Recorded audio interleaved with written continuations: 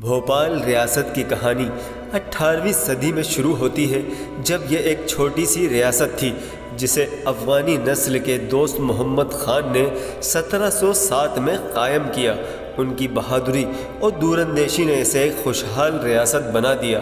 بھوپال دھیرے دھیرے ایک اہم مسلم ریاست کے طور پر ابھرا، جہاں فن، تہذیب اور تعلیم کا اضافہ ہوا۔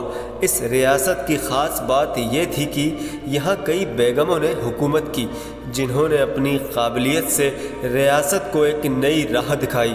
بھوپال کی تاریخی وراثت اور شاہی ٹھاٹ باٹ آج بھی شہر کی پہچان میں گھلے ملے ہیں۔ ویسے تو اسے تالابوں کا شہر بھی کہا جاتا ہے۔ مدھیہ پردیش کی راجدھانی اور تاریخ کا ایک شاندار نمونہ ہے۔ 17ویں صدی میں دوست محمد خاں دوارا قائم کیا گیا یہ شہر اپنی انوکھی تہذیب، بیگموں کی شاندار حکومت اور عالیشان عمارتوں کے لیے مشہور ہے۔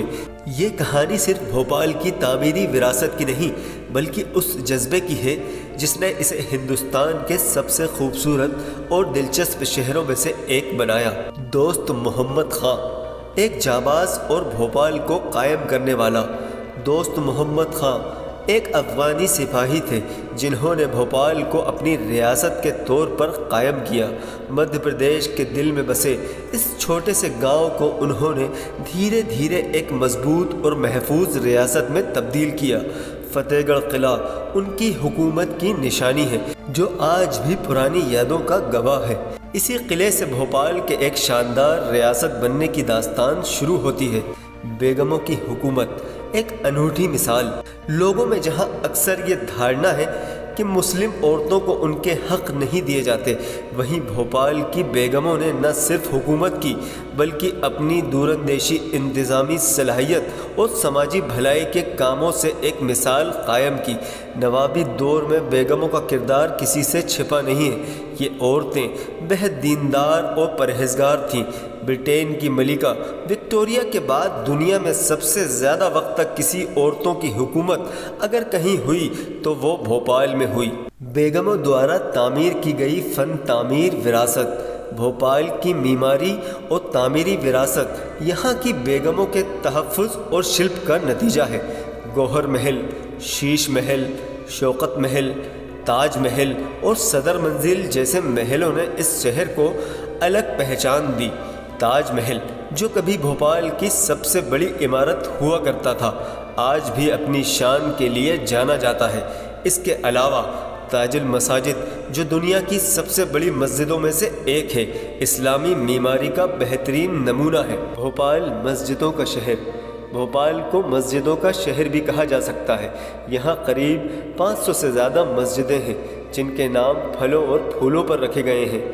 کیلے والی مسجد، چمیلی والی مسجد، لال املی مسجد جیسی ناموں والی مسجدیں بھوپال کی تہذیبی تفریق کو ظاہر کرتی ہیں۔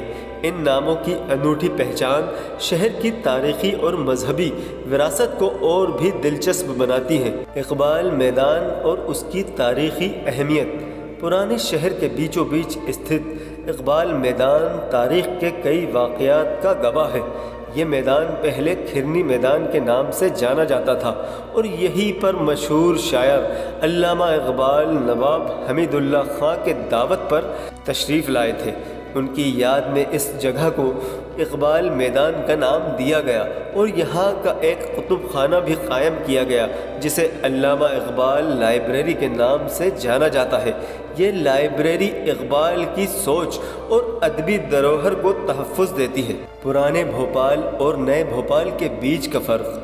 وقت کے ساتھ بھوپال میں ترقی کے نام پر پرانی عمارتوں اور دھروہروں کو نظر انداز کیا جا رہا ہے۔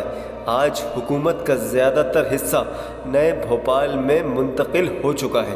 تمام اہم سرکاری دفتر، کورٹ کچہری اور ادارے اب پرانے بھوپال سے نئے بھوپال میں قائم ہو چکے ہیں۔ پرانے شہر میں جہاں کبھی کالج اور اسکولوں کی بھرمار تھی، آج وہاں ترقی کی کمی صاف نظر آتی ہے۔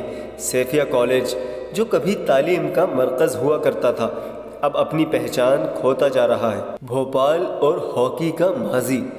بھوپال کا کھیلوں سے بھی گہرا رشتہ رہا ہے۔ ایک دور تھا جب بھارتی ہاکی ٹیم میں آدھے سے زیادہ کھلاڑی بھوپال سے ہوتے تھے۔ لیکن وقت کے ساتھ ساتھ کھیلوں میں بھی گراوٹ آئی ہے۔ ہاکی کا وہ سنہری دور اب گزر چکا ہے، لیکن اس کھیل کی یادیں ابھی بھی شہر کے بزرگوں کی یادوں میں تازہ ہے۔ کھیلوں میں گراوٹ اور بھوپال کی وراثت کا حال یہ دکھاتا ہے کہ شہر نے اپنی پرانی پہچان اور شان کو دھیرے دھیرے کھونا شروع کر دیا ہے۔ بھوپال کی یہ کہانی صرف ایک شہر کے ترقی اور پتن کی نہیں ہے، بلکہ یہ اس وراثت کی بھی ہے جسے بچا کر اور سنجو کر رکھنا ہماری ذمہ داری ہے۔ آج کی نسل کو اپنے تاریخ سے سبق لے کر اس شہر کو پھر سے اس گورو تک پہنچانا ہوگا جس کا یہ حقدار ہے۔ پرانی عمارتیں، مسجدیں اور محلوں کو تحفظ دینا اور شہر کے ترقی کے ساتھ ساتھ اس کی تہذیبی دھروہر کو بھی زندہ رکھنا، یہی بھوپال کے روشن مستقبل کی چابی ہے۔ اس کہانی کے ذریعے بھوپال کے تاریخی، تہذیبی اور سماجی پہلوؤں کو سنجیدگی سے پیش کیا گیا ہے۔ امید ہے کہ یہ کہانی نہ صرف معلومات بخشے گی بلکہ سننے میں بھی دلچسپ لگے گی۔ بھوپال کی وراثت کو دوبارہ قائم کرنے کی یہ کہانی ہمارے ماضی کو سمجھنے اور مستقبل کو سنوارنے کی پریرنا دیتی ہے۔ دوستو، اگر یہ ویڈیو آپ کو پسند آئی ہو تو لائک، شیئر، کمنٹس اور چینل کو سبسکرائب کرنا نہ بھولیں۔